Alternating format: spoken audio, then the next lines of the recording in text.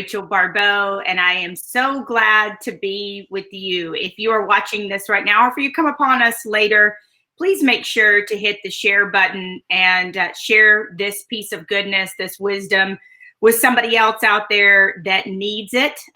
Certainly with the changing of our world and everything that's happened in the past few days, a show like this kind of wisdom on a Sunday to start your week, I feel is even more important. And that is why I chased down, he is very, very popular and very needed and high demand, my friend, Dr. Josh Klapow, clinical psychologist. He's a performance coach. He has his own show in Birmingham. He's on every media outlet. I'm telling you, you turn it on, he's writing, he's on news, he's on the radio.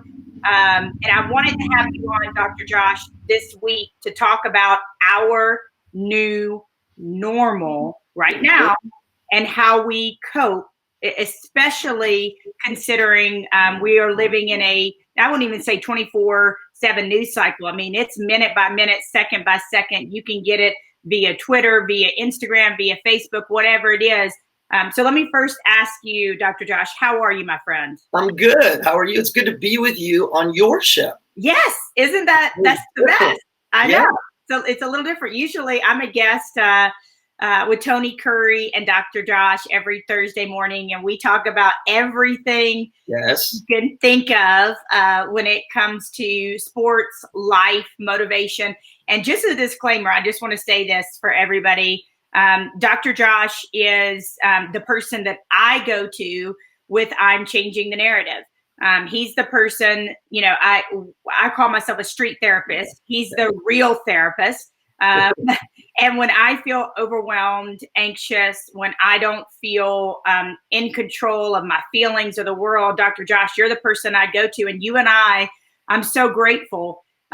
You and I certainly have been able to intervene with people in their time of need through the movement. And I'm so grateful for that. I'm grateful to be a part of it and happy to. All right, Dr. Josh, how are you? How's your new normal? Talk to us. How have you been the last few days? I've been good. I've been working on getting my college kids one home to Birmingham and then one from LA to St. Louis, which is where he is in school. And as of maybe 20 minutes ago, we did a family FaceTime and he's there. He's good. My daughter's home. So we're kind of squared away and living it minute by minute. I keep finding myself saying unprecedented. And I'm actually getting tired of saying unprecedented because this is every moment that we say unprecedented, then something else is changing. And so we've never been through anything like this. And, you use a good word, the new normal. This new normal is abnormal. And it's hard for all of us, myself included. Dr. Josh, I want to start here. There's a lot of different places I want to go, but I want to start here. I was just at Texas Tech, proudly wearing their pullover. I was just there on Wednesday night. I spoke. I went back to the hotel. I started listening to the president's address, the bands, everything that was going on, how serious this was, and really, I think almost we knew it was out there. And when it was in China, it was kind of like it's over there. Right. It's not going to get here. It's different. It's not coming. But I remember just being grateful and having just spoken to their football team and so incredibly grateful.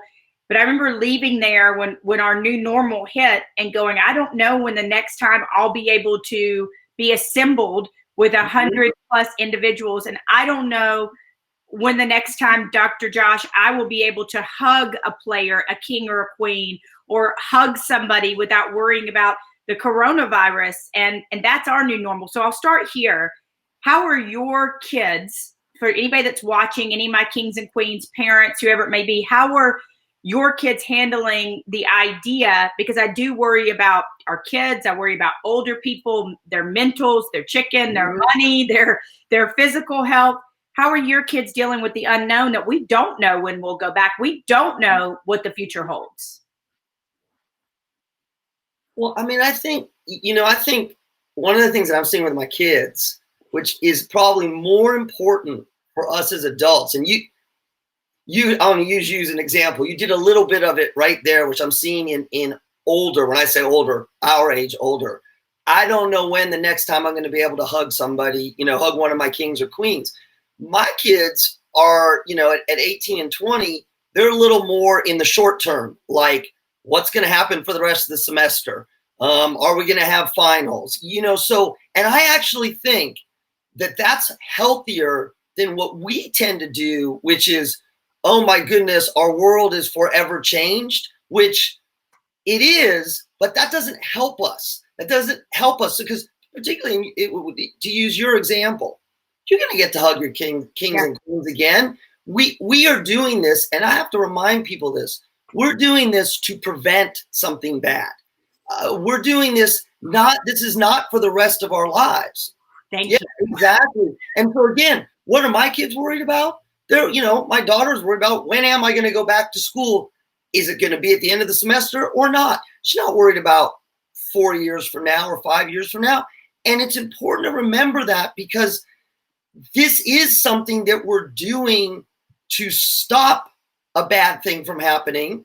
And we know that it's effective in stopping a bad thing from happening. So while we don't know how long, what we do know is that it's not forever. This is not forever. We're not going to be social distancing for the rest of our lives every single day. This is temporary. Thank you. Thank you. I feel you. I'm telling you, you are my person that I go to when I just got to do that. And and I talked about that earlier. I don't know any other way but to be real. Sure. You know me. We worked together long enough to know that. But I think that's why people are drawn to this movement and drawn to me as a person, because my anxiety, my depression, what I've gone through, everything I've gone through, the good, the bad, the happy, the sad, I'm an open book, and I feel like somebody can learn from it. And last week, when this all was going down, I think it was actually before I left, it was maybe the week before, I went down the rabbit hole, Dr. Josh. Mm-hmm. I read every podcast. I listened to every podcast. I read every article. I saw every comment on Twitter. And by the end of the night, I was absolutely, what we say in the South, in a tizzy. I was worked up. I had thrown myself into a full-blown anxiety attack. Fear was gripping me. Terror was gripping me. And that was on the week after we just survived a tornado here in Nashville. What would you say to people that find themselves really susceptible to media coverage, to articles being posted, to people talking about it? What would you say to those people that include me, Dr. Josh? So, it's funny. I actually recorded this morning an Instagram little clip that I have yet to post. And it's funny that you asked that, because I use the word, and I've been in the South long enough that we're all spun up. We're spun up, right? Yes, we're a hot mess, but we're really spun up. And really what the problem is, we need to get grounded.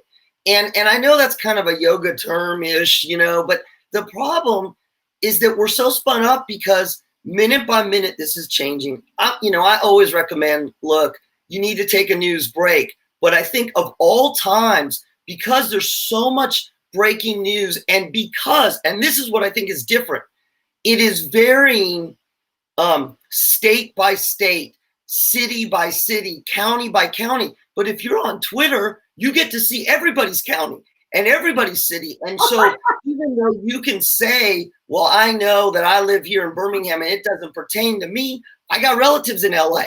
And so emotionally, we go down the rabbit hole.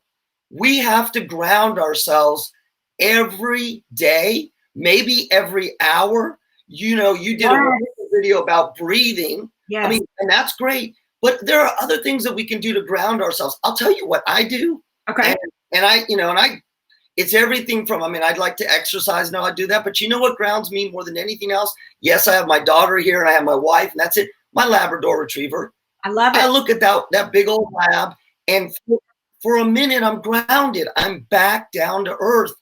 And I'm telling you, right now, more than anything else, we got to keep, as adults, bringing ourselves back down, back down. It may be every hour. Literally, it may be every hour that we feel ourselves spinning up, and we have to bring ourselves back down so we can make good, smart decisions. Oh my gosh, Dr. Josh, I'm going to tell our viewers and listeners here, whether you're live or whether you're watching this back in the future, make note of that. Ground yourself every hour if you must. I talked about this last night before I went to bed.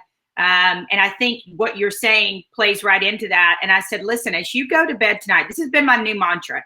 Do as much as you can with what you can, help other people, take care of yourself, from immunity to just being smart, to being proactive, and then rest. Yes. Rest. I myself, if it were left up to me outside of my faith, I'm thinking about next month, 2 months from now, I'm thinking about what could happen, and to me, and I'd love for you to explain this from a psychological standpoint, because you are the professional here, and I just so appreciate you. I call it borrowing tomorrow's trouble. Yep. And I said last night on my Instagram, because I made this conscious effort to be a positive voice. I'm going to be real about my struggles, but I'm going to be positive. I'm not going to feed the fear. I'm not going to do it. But I said, today, as you're home and you're social distancing, which we hope you are, do something that makes your soul feel soothed. Self-care. Yes. What is that today? Is it a board game with your kid? Is it wrestling? Is it, I said, making love to your partner? Like, what is it? Reading a book? Is it church? Is it taking a walk? What is it? I think checking in, like you said, grounding yourself even every hour, but making sure that we're soothing our soul, that we're practicing actively self-care, Dr. Josh. So, Rachel, everything you just said, we talk about those kinds of things for normal life, right? Mm-hmm. It's important for the athletes not to get ahead of themselves. It's important in business, not to get so far ahead of yourself that you lose sight of what's going on now. So like everything that we're saying, and I think this is actually part of the problem. People are like, yeah, I know that, one day at a time, blah, blah, blah, blah. But I'm telling you, in a crisis, and this is, even though this is mitigation and this is prevention, it's crisis enough. Let's just say that. Yeah. That old adage of dealing with what's in front of you and trying not to make so many plans down the road is critical. And I'll tell you why.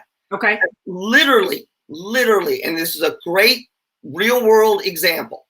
As you and I are on right now, I have on the background of my screen, I've got my messages up. And our good friend Tony is messaging me. And his message just was at Publix, Trump shutting down the country at 5? ? Right. So like, right. And this is not to alarm anybody. I have no idea.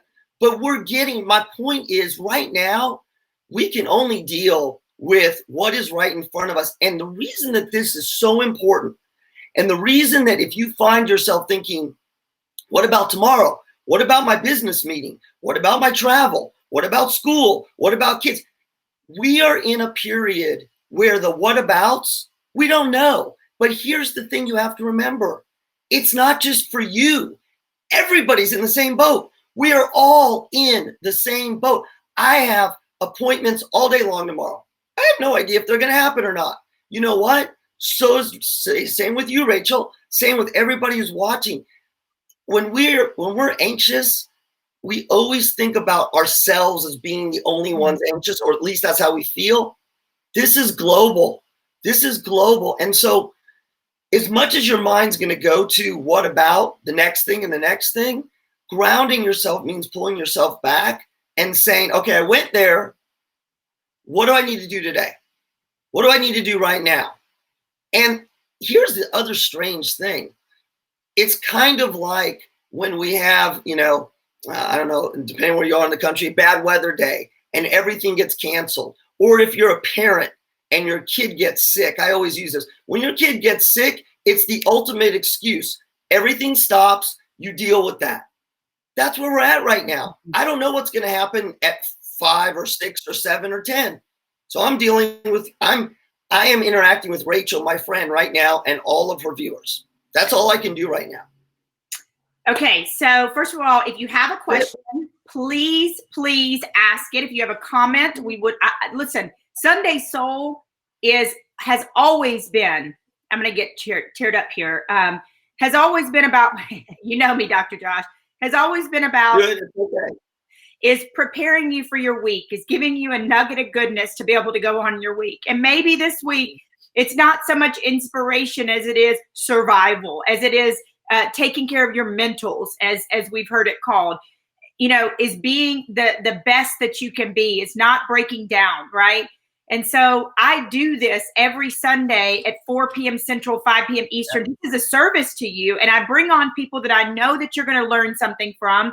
And last week, check this out, Dr. Josh. Last week, it was Melanie Newman, who has gone from being a cornhole reporter to swimming, to being a Liberty football reporter, to being announcing minor league baseball as a woman, and then gets called up to the big leagues with the Orioles. And guess what? Now we have no idea about Major League Baseball. So as to your point, it affects all of us. So if you have a question, please make sure that that you ask it below, and I will comment to Dr. Josh. We will discuss it. If you have a question later on, we'll try to do our best to address it and get it in the comments as well. I was going to say, and I was one of your viewers, Matt Mosley.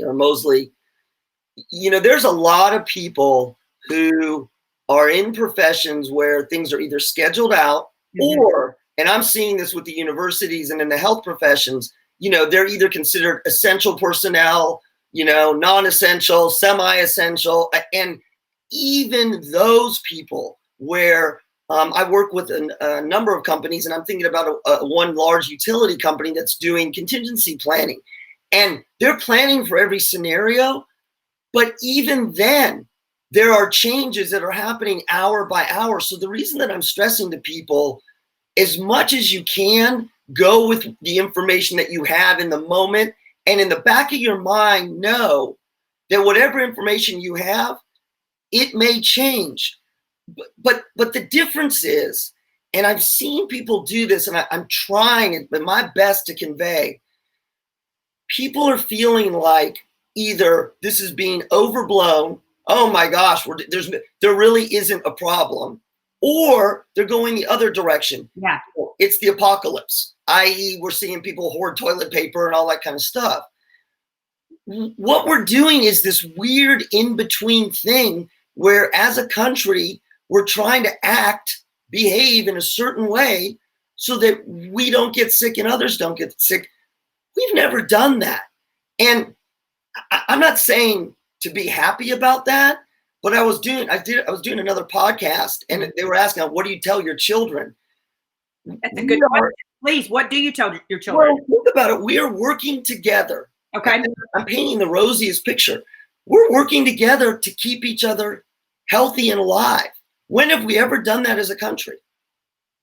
Right? When have we ever literally said that my distance from you is keeping you safe, me safe, and maybe your mom or grandmother or grandfather? And that's the mindset that we have to take. And that's why the one day at a time is, and Matt said it, it's your permission. We're giving you permission to not plan for the next 6 weeks. You don't have to. How many of us are in lives where we do plan that way? We don't have to right now. We don't have to right now. And you know what's interesting too? You said, when was the last time we've done this? The last time that I can remember anything, and it wasn't sickness, the last time I can remember this coming together was 9/11, was post 9/11. That's the last time that I can remember. And here's what I want to say. I had a conversation with somebody earlier, and I said, I'm always cognizant to not come off as judgmental or preachy. But my post earlier said, hey, please, if you can avoid travel right now, air travel, if you can avoid being in large crowds and bars and those things, please do. I'm not judging you for where you were yesterday, but I'm saying from today, from this point forward, let's draw a line in the sand. Let's be cognizant, Dr. Josh. And it's about all of us, right? And I had I'm sorry, go ahead. No, go ahead. You go ahead, please.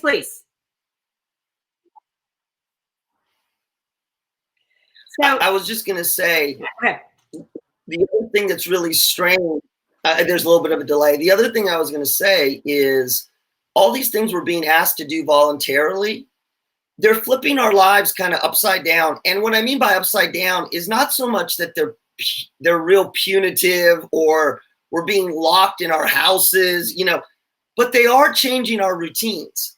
And for most of us, almost every one of us, with the exception of a few sort of free spirit folks that I know, man, you change our routines or you tell us you don't know what the routine's going to be. And that, you talk about throwing us in a tizzy. And I think that's part of the other problem is, well, I always do this. Am I going to be able to do this tomorrow? And the answer is, I don't know. And it gets even worse when we watch news or listen or read, and our leaders are saying, we're not sure. They're not lying to us. This is all about epidemiology and projection. So this is why I keep going back to the same thing. What can you do now, today, in this moment, on Sunday, to gather yourself? Yes. That's it. That's it. You don't have to do anything else to gather yourself. I'm breathing. Yes. I'm breathing. Well, breathing, or I saw one of your videos. Yeah. I danced, and it made me happy. And I laughed in the face of fear.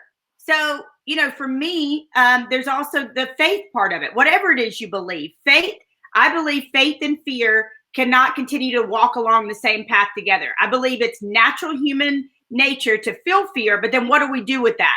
Do I say, I'm going to dance with you and do the samba for a minute, and then you're out of here? I'm going to ride the wave of fear, and then I'm done with you. I have faith. And I just want to throw this out there. Per my last comment, this person said to me, and this is a real need, and I want to talk about this. He said, but for restaurant people, business must go on. And I said, friend, I totally get you. I said, as much as I can, I will be buying gift cards. I will be ordering from you, but I don't feel for me and my family and for the best of everybody right now that it's, and listen, here's the reality. Here's what's driving a ton of anxiety out there. I'm going to speak to it just right on its face is, where will now my next paycheck come from? What will I be able to do? What's going to happen? People are getting laid off. I just read an article where Delta laid off 1,000 contract workers. And listen to me. We have survived the Great Depression in this country. We have survived World War II in this country. We have survived World War I in this country. We will take care of each other. Mm-hmm. We will take care of each other. We will not. If you let somebody know you're hungry, if you let somebody know it's a difference of keeping your lights on or your lights off, we will take care of each other. We are Americans, and beyond that, we are human beings, and we will do the very best we can. Again, worrying whether or not you can pay your bills at the end of the month is too far out to me. Talk to me about that from a clinician standpoint.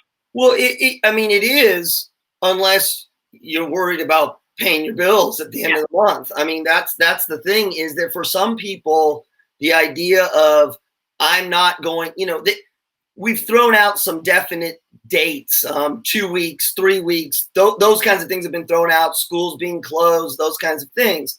And so, if you're looking at it and thinking, okay, if I'm not going to get paid for 3 weeks, what am I going to do? How am I going to do it?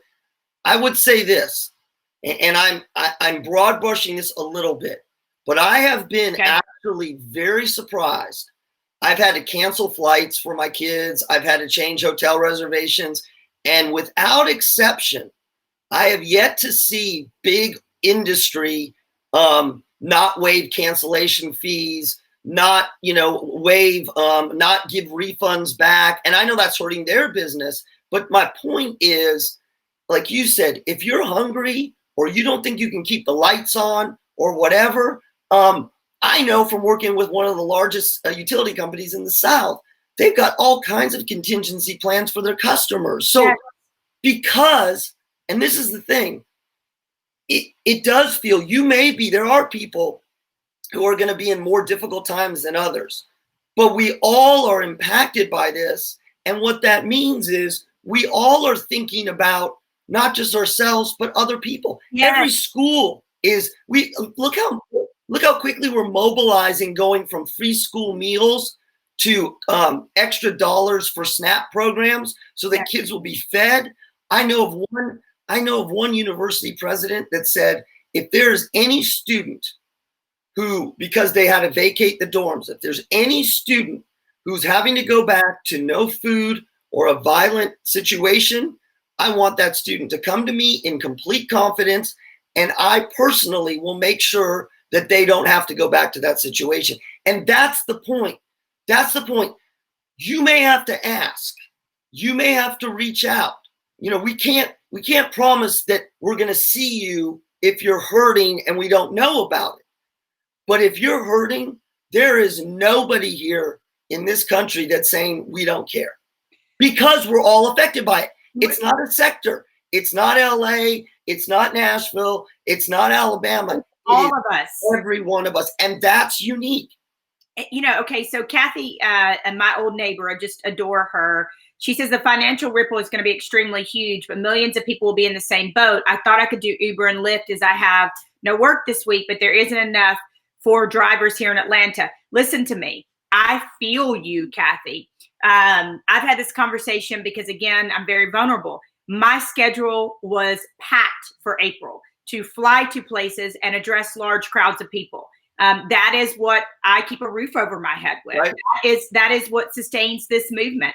And so I have had to quickly pivot and figure out, Dr. Josh, what is the future of this movement? How do I meet people where they are? How do I help people where they are? Because here's the reality of it. The reality is the anxiety and the mentals and the self-care and all of those things that we talk about, destroy perfect, take off the mask, it's even more needed now because of the instability. So yes. I'm with Kathy when she says, listen, we're all going to be in this together. And that's why I just have to say, at the end of the day, in the beginning of every day, I'll give you the shirt off my back. People will help. And I'd love if you wouldn't mind to say who that university president is, because I want those kind of people to be famous. It's a smaller liberal arts college here in Alabama. It's called University of Montevallo, which, University of Montevallo. But, listen, we can say that, you and I can say that because the professions that we're in, we can make pivots and be okay. To be honest, let's just be honest. Yes. You can do things virtually. I can do things virtually, Sarah. But there are people. There are the Lyft drivers and the Uber drivers. There are the people who are on the front lines of this, whether it is our healthcare providers, healthcare workers, or individuals in shipping and shipping and logistics. I mean, there are going to be people, the Delta people who were laid off, the contractors. There are going to be people who are impacted more than others. Yeah. So what do you say to them? You say, what can I do to help you? That's one. You remind them, as I was saying, that right now, I mean, you'd like to see us always this way, but right now there is a nation of people who care, including your employer. I have seen very few employers who have had to temporarily cut contract work or whatever say, sorry, you're on your own. I have not had, I have not seen that. So if you're the one who's being impacted, you may have to reach out. And that's the hard part. And if you're not being impacted, then look around. What can you do? Can you donate to a food bank? Can you, look, I visit a couple people in nursing homes right now. And as you know, in nursing homes, it's shut down. So we're texting, we're FaceTiming, we're doing those kinds of things. But the reality is there are some people who are going to be hit harder than others, period. But this is not projected to be long-term. Now, I know if you're saying by the end of the month, that's long-term for me. I understand that. Mm-hmm. But this is not 6 months, 8 months, a year. It's not. That's why we're doing it now. Look for the helpers. Look for the helpers. In times of need, you look for the helpers, or you are a help. If money is tight for you and you're not immunocompromised, Is there a way in your neighborhood that you can post on your neighborhood Facebook page to go pick up groceries for somebody that should not be in the grocery stores? Yeah. Is there something that you can drop off? Can you donate clothes? Can you have a Facebook group chat where you talk about your feelings? You know, here's something that struck me when you were just talking. We don't often get the help we need because we won't admit that we need help. Okay. That's right. And one of the big things that we talk about, and I'm changing the narrative, is taking off the mask and getting real and saying, I am struggling. I'm struggling mentally. I'm struggling physically. I'm struggling financially. I'm struggling. People cannot help you. And this is to everybody out there. I have been there. I almost took my own life because I isolated and did not allow people to help me. So listen to me when I say this. There is no more time, no better time in the world and no more pertinent time in the world right now to take off the mask. If you need help, if it's financial or you're feeling like you're spinning or you feel like you're in a bad place, whatever it may be, Dr. Josh, how important is it for people right now to be vulnerable and take off that mask? I think there's a strange phenomena going on. And it's kind of a group defense mechanism or group mask thing, which is you're hearing people say, this is not so bad. People are overreacting. Why are people hoarding? And, I've been asking those questions too.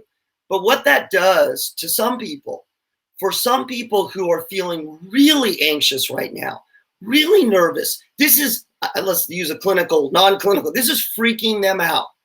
They're embarrassed because everybody else seems to be saying it's not that bad. And so they don't want to come forward and say, you know what? Intellectually, mentally, I know this isn't that bad, but my emotions are spinning out of control. If you're already prone to anxiety or you have an anxiety disorder, if you're already a nervous or anxious person, this is enough to kind of send you over. I would say this, people like you, people like me, the mental health professions, people like us, we recognize that feeling incredibly anxious right now is normal. There is nothing to be ashamed about. Because for every person who says, this is not a big deal, at least half of them are completely freaked out. And that is a defense mechanism. They're wearing a mask. Mm-hmm. So if you're feeling inside that you're struggling, you got to reach out. And there's so many ways to reach out because there's people there to listen to you. There's people there like you and me to talk you through. There's people there to help you solve the logistics, like where am I going to get my next meal? And those kinds of things, as we were saying in the beginning, that's what grounds you. That's what brings you back down to earth. And that's sometimes all you need in the moment. Would you give just right off the top of your head for people that are saying, if I need to reach out, where would you go if you were feeling mentally unstable or you just needed help? Where, off the top of your head, Dr. Josh, what are some places you would go to? I mean, one of the things that people forget is there's the National Crisis Hotline. And, they always talk about it's the suicide prevention line, but it's a crisis hotline. Okay. And what that means, and in every city, every state, and every county, for the most part, has some connection either to the national or at the state and county levels. Any crisis line that you come across, and you can Google it in your area, crisis does not mean, and hear me on this, crisis does not mean I'm ready to kill myself, and that's the only thing that defines a crisis. Crisis can mean I'm so anxious, I feel like I'm going to pass out, or I'm so anxious, I don't know what to do. Because those crisis hotlines are there with resources. They're there to point you in the right direction. The other piece is our clergy. Clergy may not be trained to handle a psychiatric illness, but they're there to help you. They're there to point you in the right direction. And it's any clergy. I think that's the other thing. I find a lot of people are like, well, I'm not of that faith, or I'm not of faith. That's okay. Clergy's in the helping profession. Yeah. If I'm kidding, Tony and I kid about this all the time. I'm Jewish. If I reach out to a priest because I'm in crisis, it doesn't matter that I'm Jewish. Right. The priest is there to help. So it is as easy as, whether you're on your phone or you're on the computer, Google crisis, Google mental health, Google mental health in my area, ask Siri or Alexa. The help is there, but the help doesn't know that you're suffering. See, the help doesn't know that you're suffering unless you come out. And suffering does not have to mean an emergency. It can just mean I'm struggling right now. I'm having a hard time. That's enough. Dr. Josh, we talk about, as we wind down here, as we talk about, and I'm changing the narrative, use your pain for purpose. And my other half, his name is Christopher, and he said something to me incredibly soothing. He does a lot of work with the DOD, and so he's kind of on the front lines with a lot of things that are happening, getting information. But he said, I feel like we're going to come out stronger because of this, as a country, as human beings. There's going to be and I'll use the word rebirth, and so I want to ask you in that regard. I'm really big on hanging on to your joy. It's why you saw me dancing in my kitchen. It's my middle name. Who knew that I was going to live up to it? Thanks to my uncle and my mom for naming me that. But I'm curious. For me, one of the grounding practices I use is, what can I do with this time? Okay. One of my goals for the year was to become fluent in Spanish. I'm going to work on my Spanish. I'm going to finish those books I was going to finish. I'm going to finish the online course I've been talking about. I'm going to whiteboard. I'm going to hang in my yoga swing. I'm going to dance in the kitchen. I think it's really important for people to hang on to their joy. Would you talk a little bit about that, and about maybe what you see from a clinical standpoint, how this may affect us in the long run in a positive way? No, I love what you said, because there's almost a guilt that's happening for people. How can I possibly feel happy when we're under, when we're in a pandemic, right? Well, if you're feeling if you're healthy, if you're not sick right now, and you are staying away from the social things that you normally do, and you have these moments where something makes you smile. Again, for me, it's my dog, or the fact that my daughter's home for an extended visit.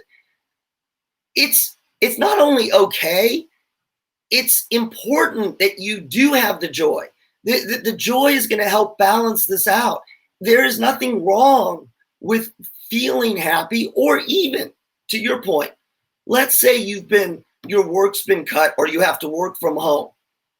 Or let's say you can't go, and the season's been canceled, and you're not going to be with your kids doing as many recreational stuff. Yeah, it's time to whiteboard. It's time to plan your second career. It's time to read a book. You know why? Because guess what? We've just been given permission to do it. And guess what? Yes. That permission's going to go away in a relatively short period of time. So the reason we're going to come out better is twofold. One, if we seize this opportunity to take those little moments and do something good with it, that's number one. Number two, it's a little more broad perspective. We will have gone through, really for the first time, a collective effort to stem an illness that could kill lots of us if we didn't. And that's something that we need to learn how to do. I'll leave you with this. My daughter said this to me. I was picking her up in the airport last night. My daughter was born in 2001. She doesn't remember 9/11, although she was an infant. Her generation, these are the freshmen in college, they don't remember 9/11. She said, this is our 9/11. This is our 9/11. And it wasn't because the world was coming to an end. It was, this is our time where our world got turned upside down. And I gave her a hug and said, yeah, it is, but we're going to be okay. And she said, I know, but this is for a generation. Let me say this one last thing. And this makes me emotional. I was thinking about this. And these are small things. But they're huge. Well, yes, having enough food to eat is far more important than this. And having a paycheck is far more important. But think about this. Several of the high schools I know just today or yesterday canceled their senior proms. No senior proms, right? No formals. All of those sort of milestone things that in the scheme of things are not that important. We've talked about this with the athletes. So what if March Madness was canceled in the scheme of things? Yeah, but if you're 18 or 17 or 16 and you're otherwise healthy, that is your crisis. And I want people to know they get to have their crisis no matter what it is. If you're torn up because you don't have prom, that's okay. And that's what you have to live through. If you're torn up because your parents are at risk, that's okay too. We're all in this together. We're all in this together. Dr. Josh, oh my gosh, we talked about this last week with the tornado in Tuscaloosa, and you bring up such a great point. And this is one of the things, if you're taking notes, ground yourself, remind yourself, self-care, do things. It's okay, and you have permission to speak joy and to feel joy. Look to be the helper. Help where you can, whatever that is. These are applicable things you can do. But one of the other things, and you just nailed it, is holding, I call it holding space for people. I don't know where that came from, but I borrowed it. It's giving people permission to feel the way they feel and not saying you're overreacting or you're crazy or calm down or don't feel like that. I have learned through so much grief and loss, and I'm still smiling, but I've learned through so much grief and loss and then helping other people deal with my own grief and loss and not be weird around me and others, right? Other people's losses. I've learned just to hold space for people. That if your grief or your anxiety or whatever that is, as long as it's not hurting you or it's hurting somebody else, I've learned to be gentle with other people, Dr. Josh. I've learned to make space for people. And I've learned to say, you process this differently than I process this. And you know what? Do you want me just to hold your hand and let you talk right now? Do you want a virtual hug? Because we can't hug right now. I love that you brought that up. I think we have to be reminded to be gentle with ourselves, but also with other people. You don't know. Our emotions are they're connected. They're a web. They're connected to not just what we're being emotional about in the moment. So not just about, quarantining or a pandemic, but they have ties to our history, to things that we may be scared about, to things that we may never have told anybody. Fear of illness. Maybe it's a memory of a loved one who was sick. And what happens is in situations like this, the situation prompts a whole host of emotions that may have nothing to do with the current situation. So when you see somebody who's devastated, maybe because of the prom, well, maybe their mother passed away and never went to her prom. Or maybe, maybe their parents were divorced. So it's so much more usually than what just it is in the moment. And so the safest thing that you can do is what you said, is hold space. Let them feel what they're going to feel. Don't try to interpret their reality and simply say, wow, this looks like you're really upset. What can I do?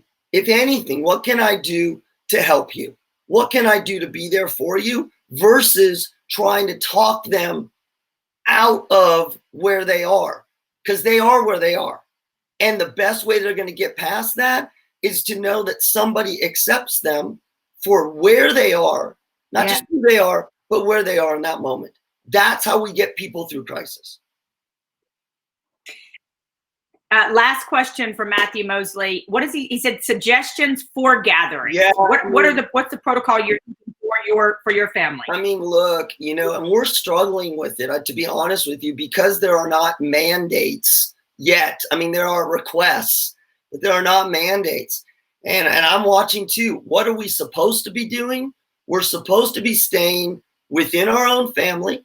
We're supposed to be staying 6 feet away. That's the social distancing. And the whole thing about 6 feet away, that the idea behind that is this is airborne or droplet borne. 6 feet basically keeps you relatively safe from somebody sneezing, coughing, whatever. For gatherings, and people are having a hard time with this, we're really not supposed to have them. Particularly if there are going to be people there who may be at risk, or if you're at risk. But I say that's particularly. The reality is, folks, we're supposed to not be gathering right now. Now, nobody's forcing us, and you have to make your own decision. But, you know, what is your suggestion? My suggestion is don't do it. And I'll tell you, that's hard to hear. I heard it. My gym is still open, right? They're going through protocols and such. I went to the gym. I was careful, but I went to the gym. Should I have gone to the gym? Probably not, but I went and I was careful. That's something I got to live with. And I don't know what's going to happen tomorrow. I don't know if we're going to be told it's all shut down. But be compassionate about others and know and remind yourself this with the social gathering. I don't care how you feel. If you feel healthy, this isn't about you. Yes. It's about you saving not even the other person's life. It may be their relative's life. Yes. That's how we have to think about it. All right. So for the record, we are going to put in the comments when this is done, I'm going to put the National Crisis Hotline. I'm going to put Dr. Josh's info so that you can follow him. And I'm going to leave you with this. This is why he is the person that I go to. This is why he's the person that when I've had a middle of the night crisis call from one of my kings, he was the first person that I called. In this 45 minutes, I feel like we've gone to church, therapy, and a concert and gotten 100 hugs in one 45-minute session, all wrapped up in one, because I feel like we learned some really tactical, practical things to do with ourselves.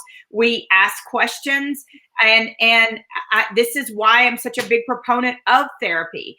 And so again, if you will share this, if you will comment, because there's somebody in your world that needs to hear this. And Dr. Josh, thank you from the bottom of my heart for making time. You are very in high demand. The fact that you would come on with me this Sunday and help people, including myself, calm, center, stay grounded. Kathy Klapow says, thank you too, by the way. And I've got to give you a little thumbs up on this. She says, I've been with 2 big Bernese mountain dogs for 9 days. So indeed, I've been grounded.